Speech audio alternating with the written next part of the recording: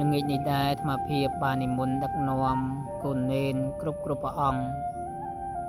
និមន្តសម្អាតនៅសម្រាមដែលហូរចូលមកក្នុងបរិវេណវត្តពីមឃ្លាំងរបស់យើងនាខែលិចទឹកនេះញោមសម្បូរសម្រាមណាស់មិនដឹងជាមកពីខាងណាខាងណីខ្លះទេញោមហើយណាមួយចិត្តដល់ប៉ុនកឋិនផងញោមចឹងមានតែសម្អាតឲ្យបានស្អាតព្រោះថាទឹកលិចអញ្ចេះញោមបើឃើញសម្រាមអីអញ្ចេះគឺពិបាកភ្នែកមើលណាស់អញ្ចឹងសូមជំនុំពរដល់ញាតិញោមមេត្តាជួយថែរក្សានៅបរិស្ថានទាំងអស់គ្នាផងណា